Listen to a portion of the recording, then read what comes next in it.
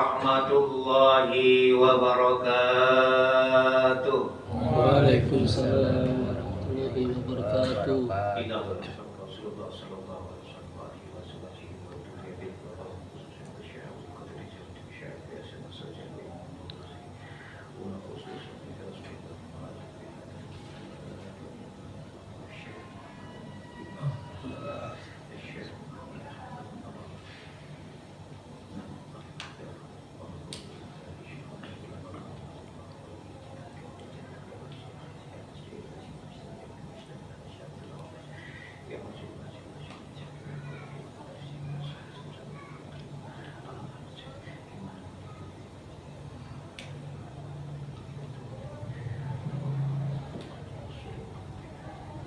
Al-Fatihah.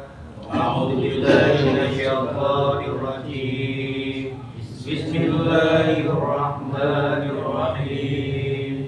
Alhamdulillahi rabbil alamin. Ar-Rahmanir Rahim. Maliki yaumiddin.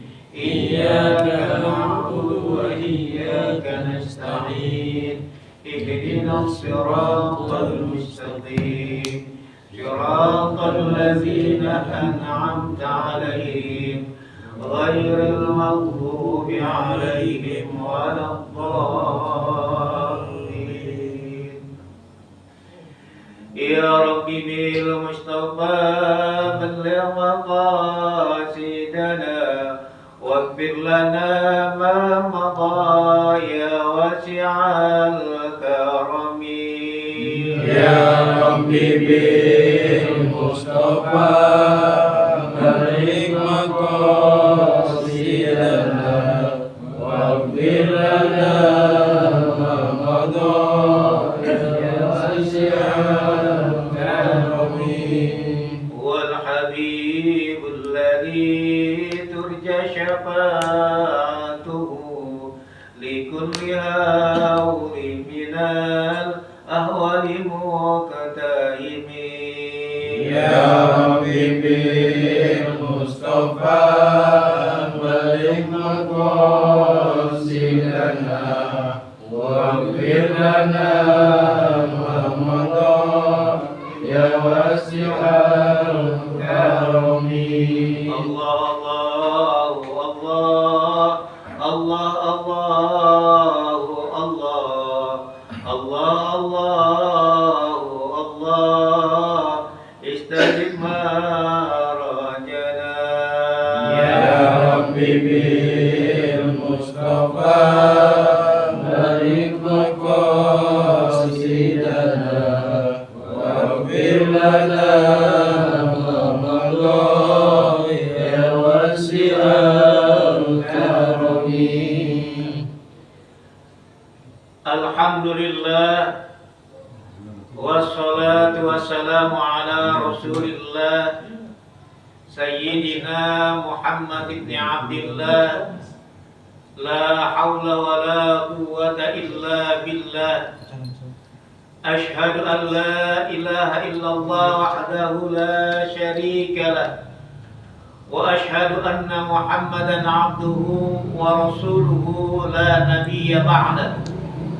Allahumma salli wa sallim wa barik ala sayyidina Muhammadin wa ala alihi wa ashabihi ajma'in, amma ba'du.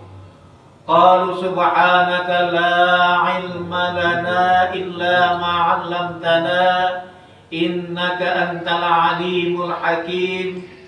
Rabbi shrah li sadri wa yassir li amri wahlul 'uqdatam min lisani yafqahu qawli. Yang saya hormati dan saya muliakan para alim, para ustadz, para tokoh masyarakat, para sesepuh, bini sepuh, terkhusus segenap pengurus Musholla Al-Mustaghfirin, ketua kita Bapak Haji Hilal, benar.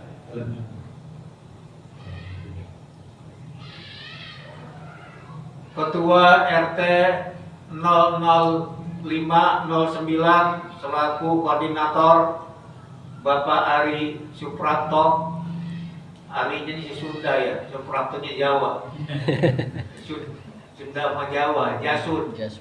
Dulu ada agama di sekitar Cirebon itu ada agama namanya agama Jasun, Jawa Sunda. Terusnya nabinya namanya Tugimin. Namanya Tugimin. Itu tahun berapa itu pernah terjadi? Yang saya hormati dan saya muliakan bendahara kita Bapak Haji Ngadiman masih ya? Sekretaris kita siapa sekretaris saya? Bapak Haji Haryanto. Bapak Haji Haryanto. perlu. Bapak Haji Haryanto, iya. Kemudian Ustadz James, Ustadz Timurun dan yang lainnya, para tokoh masyarakat, para sesepuh, mohon maaf kalau tidak saya sebutkan namanya satu persatu, tapi insya Allah tidak mengurangi rasa hormat saya.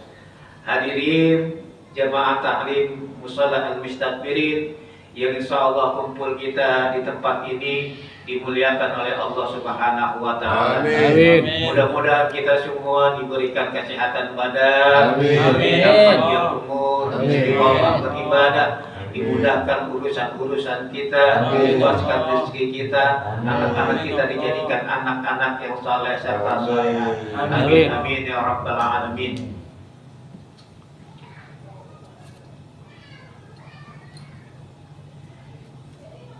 Kita akan membahas, kemarin kita sudah membahas qiyamuhu binafsihi, sifat yang kelima ya.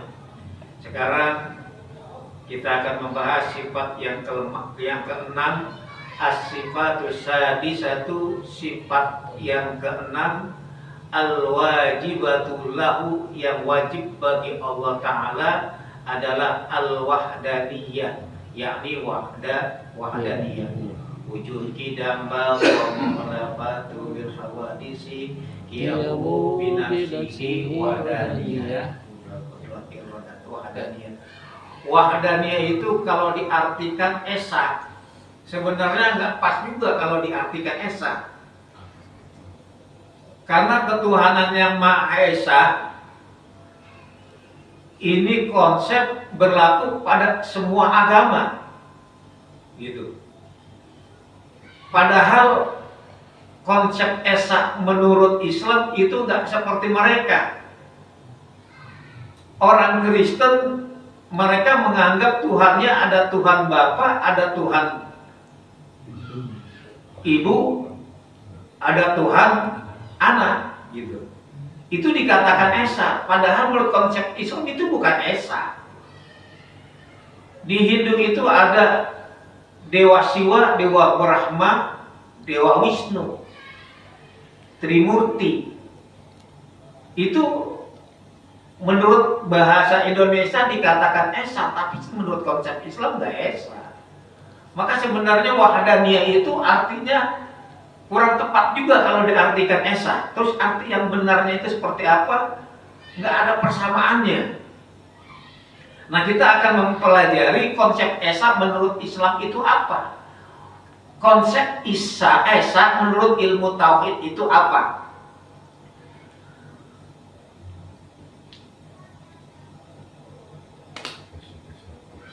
Wa maknaha, maknanya wahdaniyah, makna esa. Lihat, ini beda dengan esa yang dimaksud dengan bahasa Indonesia. Yang disebut dengan wahdaniyah, maknaha wa maknaha, maknanya adalah annallaha, sesungguhnya Allah Subhanahu wa Ta'ala, wahidu, itu esa, fi dzati, di dalam zat, wasifati, dan sifat, wal af'ali, dan perbuatannya. Jadi wahdaniyah itu udahlah kita artikan esa aja lah. Tapi konsepnya harus kita pahami, konsep esanya harus benar. Allah itu esa. Esa di dalam apa? Wahdaniyah di dalam apanya? Di dalam zatnya, di dalam sifatnya, di dalam af'alnya, perbuatannya. Berarti af'al, perbuatan Allah itu esa, wasifatu, dan sifat Allah itu esa, wa dzatu dan zat Allah itu esa. Zat Allah esa, sifat Allah esa, perbuatan Allah esa. Nah sekarang maksudnya apa? Apa maksud dari Allah itu wahidan fi dzatihi? Bahwa Allah itu esa di dalam zatnya. Maksudnya Allah esa di dalam zatnya adalah annahu laisa hunaka dzatu tashabbaha dzatahu ta'ala. Yang pertama, makna esa itu tidak ada zat yang menyerupai zat Allah. Itu makna esa yang pertama. Esa di dalam zatnya itu maksudnya tidak ada satupun yang menyerupai seperti Allah. Laisa kamitslihi syai'un. Itu esa di dalam zatnya yang pertama. Kemudian yang kedua, maksud dari esa fi dzatihi, esa di dalam zatnya itu maknanya adalah walaisat dan tidak zatuhu zatnya Allah murakkabatan itu tersusun minal ajza'i daripada juz-juz li'anna tartiba sesungguhnya tartib tersusun dari beberapa bagian itu min sifatil hawadisi merupakan sifat dari hawadis, sifat daripada makhluk. Jadi Allah itu tidak tersusun dari bagian-bagian. Kalau manusia tersusun dari bagian-bagian, ada kulit, ada daging, ada darah, ada tulang, ada mata, ada kuping, ada kaki, ada tangan. Terbagi dari berbagian-bagian. Maka dikatakan Allah itu esa di dalam zatnya itu Allah tidak terdiri dari bagian-bagian, tidak. Zatnya Allah itu tidak terdiri dari molekul-molekul, tidak terdiri daripada unsur-unsur. Terus dari bagaimana zatnya Allah? Wallahu a'lam bishawab. Kita nggak bisa memahami zat Allah seperti apa. Nggak usah zat Allah. Bapak paham nggak angin? Tahu angin? Mati nih. Angin, tahu angin nggak? Tahu angin kan? Angin itu apa angin? Warnanya apa angin? Warna nggak ada, baunya ada. Baunya ada. Warna nggak ada, baunya ada. Tapi ada yang bilang ada warnanya merah. Kok warnanya merah? Ya kalau waktu masuk angin dikerokin warna merah. Angin aja, definisi angin kita nggak tahu. Bagaimana kita mau memahami Allah seperti apa? Tapi yang jelas Allah itu esa di dalam zatnya. Artinya Allah esa di dalam zatnya. Allah tidak terdiri dari juz-juz. Allah tidak terdiri dari bagian-bagian. Nah kalau udah kopi enak nih. Kopi dulu. Warnanya apa kopi?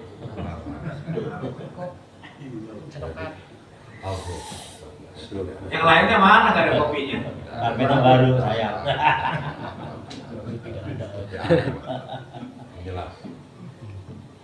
Jadi pertama, Allah itu esa di dalam zatnya, bahwa tidak ada laisa kamitslihi syai'un. Tidak ada yang menyerupai seperti Allah. Yang kedua, dikatakan esa di dalam zatnya, bahwa Allah itu tidak tersusun dari juz-juz, terdiri dari molekul-molekul, terdiri dari unsur-unsur.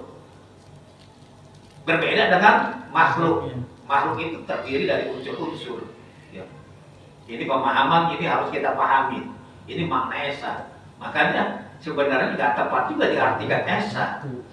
Jadi esa di sini harus kita pahami konsepnya dengan benar. Tadi satu, Allah itu esa di dalam zatnya. Kemudian yang kedua, Allah itu esa di dalam sifatnya.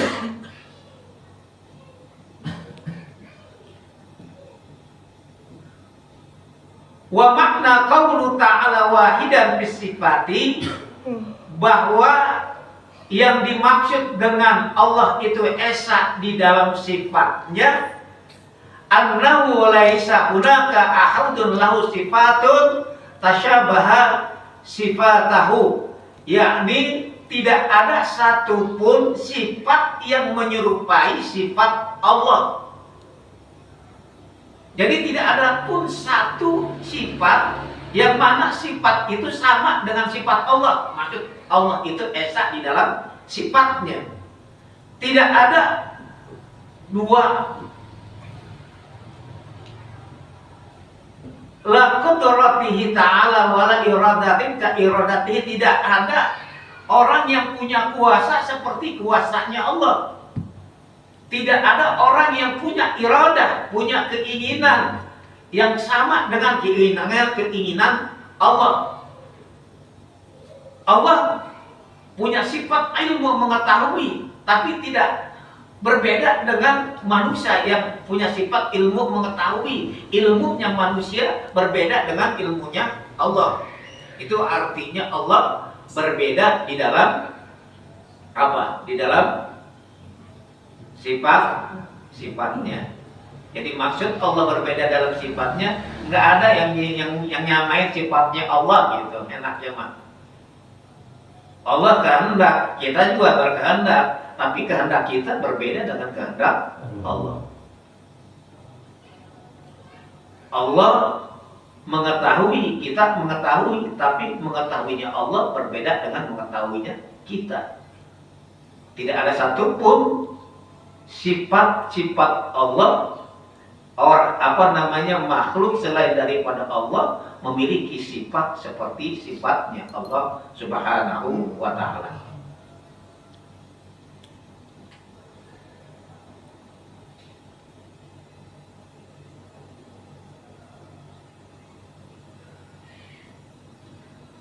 Udah, sekarang yang ketiga. Yang ketiga, Allah itu esa wahdaniyah di dalam apa? Di dalam perbuatannya. Jadi perbuatannya Allah itu esa di dalam perbuatannya. Apa maksudnya? Wa makna qaulu ta'ala wahidan fil af'ali. Makna dari bahwa Allah itu esa di dalam perbuatannya apa? Anna jami'al af'ali lahu azza wa jalla, bahwa sesungguhnya semua perbuatan bagi Allah Azza wa Jalla laisa li ahadin minal makhluqatin, tidaklah dari makhluk-makhluk itu fi'lun perbuatan minal af'ali daripada perbuatan-perbuatan sabaun kanat ikhtiyariyatan awit tirariyatan, baik itu perbuatan ikhtiar atau perbuatan yang tidak ikhtiar, yang tidak pemilihan kita. Jadi perbuatan itu Pak, ada perbuatan ikhtiar, kita bisa memilih. Ada perbuatan ketika kita nggak bisa memilih, ketika kita jatuh itu ikhtiariyah. Itu memang udah jatuh gitu, kita nggak milih. Ada perbuatan yang kita bisa milih. Jadi semua perbuatan kita itu adalah pada hakikatnya adalah perbuatan Allah, itu esanya Allah. Maka dalam wahdaniyah fil af'al, esanya Allah di dalam perbuatan, terjadilah polemik di kalangan para teologi, para ilmu tauhid. Apakah ketika kita melakukan sesuatu, apakah itu pekerjaan kita atau pekerjaan Allah? Itu pertanyaannya.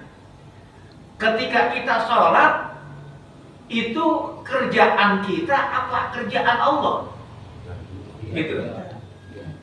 Ketika ada orang berbuat maksiat, apakah itu kerjaan manusia apa kerjaan Allah? Sementara Allah itu wahid, Allah itu wahdaniyah fi af'al. Gitu. Nah, di sini lalu terjadi dua kelompok besar. Ada kelompok Qadariyah. Kelompok Qadariyah itu kelompok yang menganggap bahwa manusia itu mempunyai kekuasaan penuh di dalam berbuat. Kita yang bergerak. Ketika sholat ya kita sholat kita yang bergerak. Nggak ada kaitannya dengan Allah. Itu Qadariyah. Punya kekuasaan mutlak manusia itu. Dan itu dalilnya ada di Al-Quran. Innallaha la yughayyiru biqaumin hatta yughayyiru ma bi anfusihim. Sesungguhnya Allah tidak akan merubah nasib dari sebuah kaum kecuali kaum itu mau merubahnya. Berarti diberi kekuasaan enggak kita? Mutlak kan? Mutlak. Lu mau berubah ya berubah, nggak berubah ya nggak berubah. Gitu. Di dalam Al-Quran ada lagi waman syaa falyu'min faman syaa falyu'min waman syaa falyakfur. Barang siapa yang mau beriman ya silakan beriman. Kalau mau kufur ya kufur. Berarti manusia diberi kebebasan sama Allah kan. Dia mau kufur ya terserah dia mau beriman terserah dia. Benar nggak? Masuk akal nggak? Masuk akal. Terus ada lagi, udah dua aja lah, saya lupa di sini. Dua aja. Berarti udah menunjukkan bahwa tidaklah seorang itu akan merubah nasibnya kecuali dia mau merubah nasibnya sendiri. Oke, siap. Itu masuk akal. Berarti kita diberikan kebebasan untuk berbuat. Bebas mutlak. Lu mau soleh kayak lu mau maksiat kayak udah terserah. Itu Allah udah berikan kebebasan pada diri kita. Lalu kalau Allah memberikan kebebasan kepada diri kita, kemudian nggak ada kaitannya dengan Allah, pertanyaannya sekarang bagaimana kedudukannya Allah? Kan ini rancurnya begitu. Iya. Kalau kita bebas berarti bagaimana dengan Allah dong? Sementara kita ini semua butuh Allah. Makanya itu disebut kaum Qadariyah. Lalu lawannya kaum Qadariyah ada yang disebut dengan kaum Jabariyah. Kaum Jabariyah itu kaum yang berpendapat bahwa kita ini seperti wayang. Kita ini seperti wayang yang digerakkan oleh dalang. Jadi ketika sholat, yang sholat bukan kita tapi Allah. Ketika ada manusia nyolong, yang nyolong bukan manusia tapi Allah. Gitu. Ketika ini saya minum kopi, dia minum kopi bukan saya tapi Allah.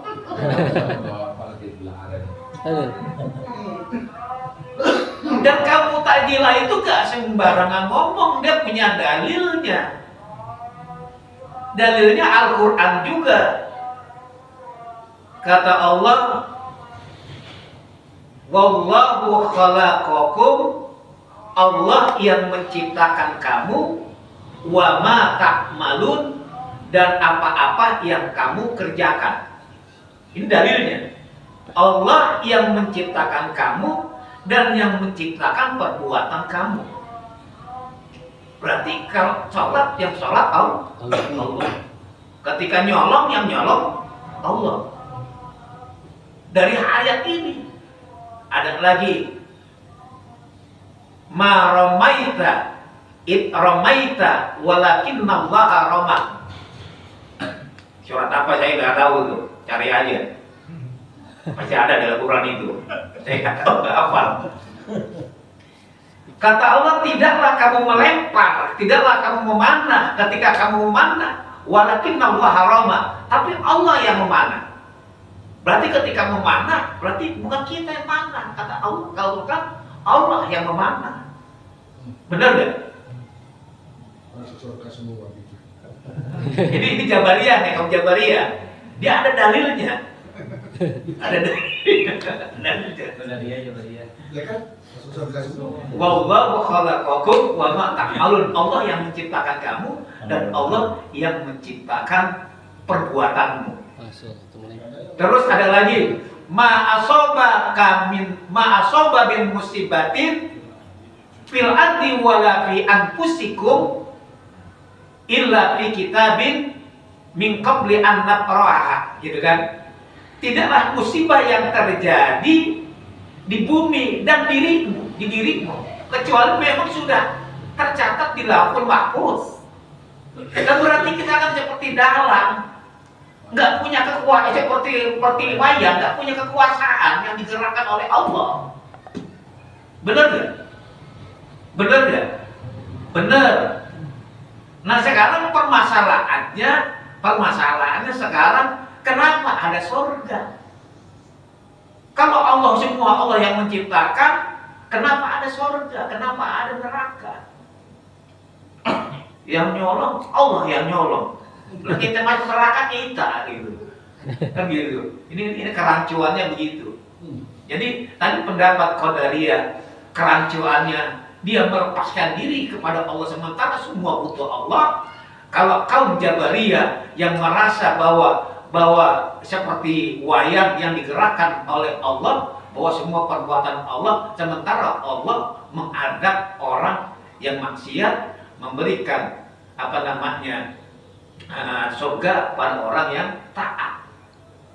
Maka kemudian akhirnya lahirlah yang disebut dengan kaum Asy'ariyah, kaum ahli sunnah wal jamaah.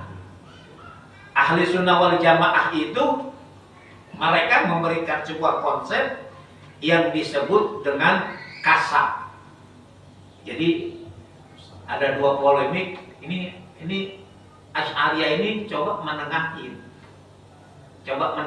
antara dua kelompok yang berbeda yang mereka memang memiliki sama-sama dalil yang kuat. Menurut Asy'ariyah itu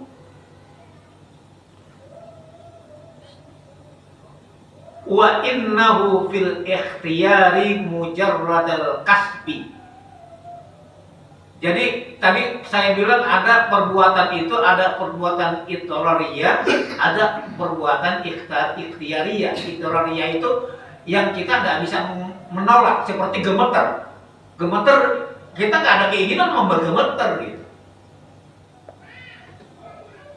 Jadi kalau perbuatan yang idrariyah itu memang sudah jelas, sudah ittifaq bahwa itu adalah ciptaan Allah, makhluk Allah yang menciptakan. Allah yang menciptakan itu. Yang jadi permasalahan tadi ikhtiyariyah, sesuatu yang bisa dipilih. Kita mau milih sholat atau tidak sholat, kita mau milih nyolong atau tidak nyolong, kita mau milih minum kopi atau tidak. Nah, itu yang ikhtiyariyah ini permasalahannya. Nah, menurut konsep Asy'ariyah ikhtiyari mujarradal kasbi, itu yang namanya perbuatan ikhtiyari itu adalah mujarradal kasbi. Mujarradal kasbi itu hanyalah kasar. Jadi ada istilah kasar, ada istilah kasar. Ini istilah yang coba menengahi polemik antara Jabariyah dan Qadariyah. Kasar. Apa itu kasar? Al-kasar 'inda al-Asy'ari muqarnal qudratil hadisati bi af'al ikhtiyariyati al-maqsubati khaliyatan anit takfir fil maqdur takfir ikhtira'i wa ijadil lahu. Masuknya kasar dalam madhab Asy'ari atau ahli sunnah wal jamaah adalah muqarnatul qudratil hadisati li af'alil ikhtiyari, yakni berbarengannya kudrah atau perbuatan kita dengan kudrahnya Allah. Jadi kita ini punya kehendak, yang mana ketika kita berkehendak, kehendak kita itu berbarengan dengan kehendak Allah. Ketika kita sholat, kita punya kehendak untuk sholat, dan kehendak itu berbarengan dengan kehendak Allah. Itu yang namanya kasab.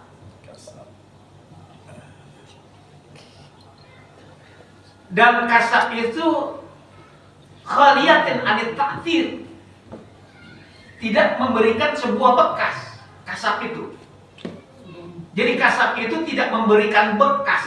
Artinya apa? Ta'thirul ikhtirar wa ijadul lahu, tidak menyebabkan sesuatu. Jadi gini, ini ada batu besar nih Pak, batu besar. Contoh. Ada batu besar, kemudian orang-orang yang gede itu pada mau ngangkat batu besar. Ente aja, ente kuat kan langsung. Batu besar. Kemudian ada anak kecil, dia ngangkat, ikut ngangkat batu besar.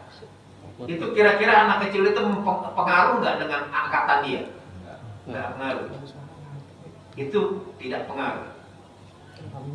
Nah, itulah yang disebut dengan kasab. Itulah yang disebut dengan kasab.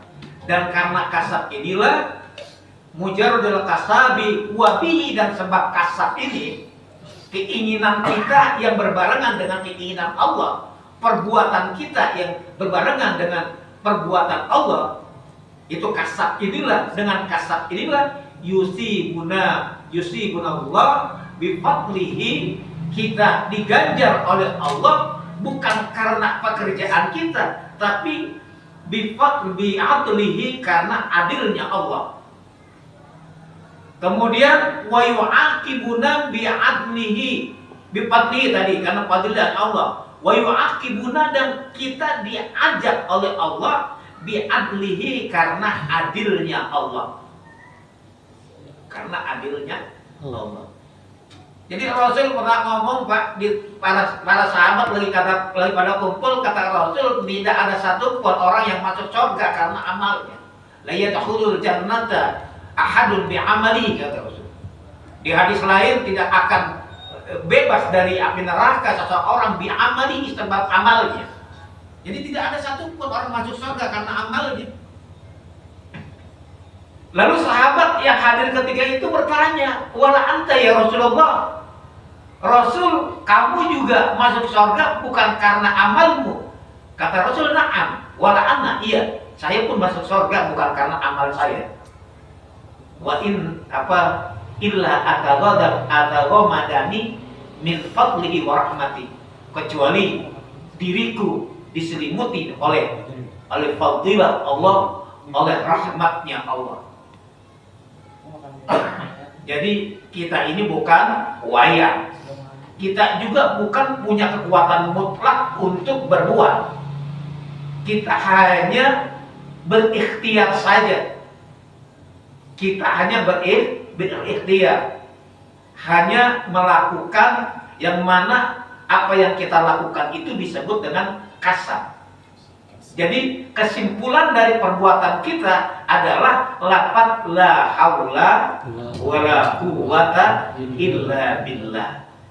Tidak ada kekuatan, tidak ada daya kecuali kekuatan dan daya Allah Subhanahu wa taala. Maka ketika kita ada sebuah keinginan, kemudian Allah, disitulah Allah ada keinginan yang berbarengan dengan keinginan kita. Disitulah lahirnya yang namanya adab, lahirnya yang namanya ganjaran. Reward itu adanya di situ dengan kasab kita itu. Dan konsep ahli sunnah wal jamaah sebenarnya itu lebih mendekati pada kaum Jabariyah, gitu. Ahli sunnah wal jamaah yang dipegang oleh ulama NU itu lebih dekatnya itu bukan kepada Qadariyah tapi kepada Jabariyah, bahwa kita ini tidak memiliki kekuasaan, lebih dekatnya ke sana. Makanya ketika kita mempelajari ilmu tauhid, apalagi kitab hikam, itu rata-rata ya begitu. Doa itu tidak akan merubah takdir, keinginan sawahul imam, keinginan kamu yang begitu kuat tidak akan merubah sebuah takdir. Itu di kitab hikam begitu. Jadi nanti mempelajari ilmu tasawuf yang mana ini sejalan dengan ahli sunnah wal jamaah, itu ahli sunnah wal jamaah konsep kasab ini sebenarnya lebih dekat kepada pemahaman Jabariyah, tapi nggak mutlak Jabariyah, tapi lebih dekat ke Jabariyah daripada Qadariyah. Allahu a'lam bishawab. Udah ada yang nanya nggak? Saya minum dulu. Puyeng juga Pak, saya juga puyeng. Ayo. Enggak. Ustaz, gimana kalau yang contohnya kalau Qadariyah atau Jabariyah itu misalnya kayak NU itu ahli sunnah wal jamaah, kalau Qadariyah itu apa? Apakah itu ISIS atau apa? Contohnya atau yang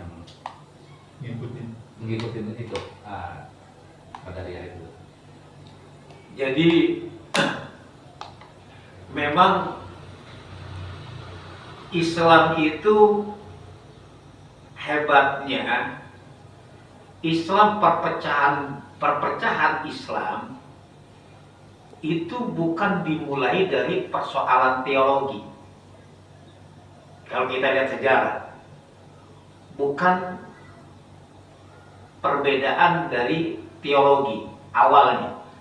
Perpecahan Islam itu berawal dari politik. Perpecahan Islam itu berawal dari politik. Akhirnya dari politik itu lahirlah teologi-teologi, lahirlah pemahaman-pemahaman. Ada yang disebut dengan kaum Khawarij, ada yang disebut dengan kaum kaum Syiah, ada yang dinamakan kaum Mu'tazilah. Itu lahirlah firqah. Dan memang Rasul sudah bilang nanti suatu saat umatku itu akan berfirqah sampai 83 firqah, dan semuanya final masuk neraka kecuali satu. Kemudian ditanya apa ya Rasul sampai itu, yakni ahli sunnah wal jamaah. Nah, kaum Jabariyah itu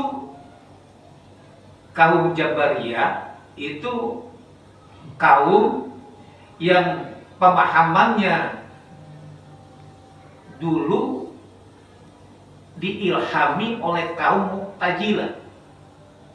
Kaum Mu'tazilah itu kaum yang berkembang ketika zamannya Bani Abbasiyah. Mu'tazilah itu kaum yang lebih mengedepankan logika. Lihat dari Jabariyah sama Qadariyah itu yang masuk logika yang mana, Pak? Kita diwayang apa kita diberi kebebasan untuk berbuat? Logika kita lebih masuk yang mana? Kebebasan berbuat. Ya kan? Kebebasan berbuat. Dan itu kaum Mu'tazilah memang dia diilhami dengan logika. Logikanya kuat. Makanya ketika zaman Abbasiyah itu disitulah lahir kehebatan umat Islam. Sehingga orang-orang Eropa itu dia mengakui kalau bukan karena umat Islam, kami menjadi umat-umat yang bodoh, masih bodoh. Waktu itu banyak lahir filosofi Islam, lahir ilmuwan-ilmuwan Islam seperti Ibnu Sina, Ibnu Rus. Itu rata-rata mereka Mu'tazilah. Al-Khwarizmi yang menemukan angka 0 itu Al-Khwarizmi. Itu lahir para pemikir-pemikir Islam ketika itu, dan Islam ketika itu hebat dalam ilmu pengetahuan, dan mereka harus menguasai bahasa Arab karena untuk menguasai teknologi umat Islam. Tapi kalau sekarang sudah terbalik, Kita harus menguasai bahasa Inggris untuk menguasai teknologi yang mereka sekarang lebih maju teknologinya daripada Islam. Dulu Islam itu dari Mu'tazilah yang mereka membanggakan logika dia. Dari kaum Mu'tazilah itu ketika terjadi polemik, ini kita berbuat, ini siapa yang berbuat? Allah apa kita mutlak? Maka kaum Mu'tazilah itu yang kemudian dikenal dengan istilah Jabariyah itu bahwa kita ini diberikan kebebasan untuk berbuat. Jadi itu sebenarnya firqah-firqah yang terjadi dulu dalam sejarah. Polemiknya tadi itu. Kan tadi dalilnya juga jelas, masing-masing punya dalil dalam Al-Qur'an dengan jelas. Kemudian secara logika juga masing-masing juga punya logika yang masuk akal gitu. Kemudian Ahlussunnah wal Jamaah itu atau Asy'ariyah coba menengahi dari polemik dari kaum Mu'tazilah dan Qadariyah tadi. Jadi itu pemahaman, Pak Haji. Pemahaman. Ya pemahaman sehingga terjadi pemahaman yang kemudian menjadi sebuah nama. Gitu. Yang memahami bahwa manusia itu seperti wayang, wayang itu jabar. Terkukung. Jabar itu terkukung. Nggak bisa berbuat keinginan sesuai dengan keinginannya. Jabar, makanya disebut Jabariyah. Gitu. Ada yang berpendapat tidak bahwa manusia itu bebas. Bebas itu punya kuasa. Kuasa itu bahasanya Arabnya qadar, maka disebut itu orang Qadariyah, orang yang punya pemahaman Qadariyah. Itu pemahaman. Terjadi perbedaan itu pemahaman. Terkait dengan mazhab itu kan masih ada sedikit perbedaan seperti kayak Maliki dan Syafi'i yang bersentuhan dengan wanita asal tidak wanita itu. Nah, apakah itu salah satu pemahaman yang jadi mengambil itu? Jadi ada masalah fikih, ada masalah teologi, ilmu tauhid. Jadi kalau masalah fikih itu terjadi madhab-madhab yang terkenal dengan 4 madhab. Madhab Maliki, Syafi'i, Hambali, Hanafi. Itu. Ternyata bukan di fikih hanya terjadi madhab, terjadi firqah, madhab. Ternyata di teologi juga terjadi madhab. Jadi kalau Ahlussunnah wal Jamaah, Syiah, Khawarij itu masalah perbedaan madhab di dalam masalah ilmu tauhid. Kalau Maliki, Hambali, Syafi'i, terus Hanafi itu dalam masalah ilmu fikih. Lain pan. Mau musik Ustaz. Lain Depan kajian. Lain kajiannya. Lain kajiannya.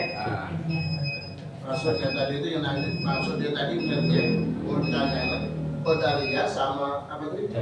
Jabariyah. Itu masuk di NU apa masuk di Muhammadiyah apa masuk di mana itu?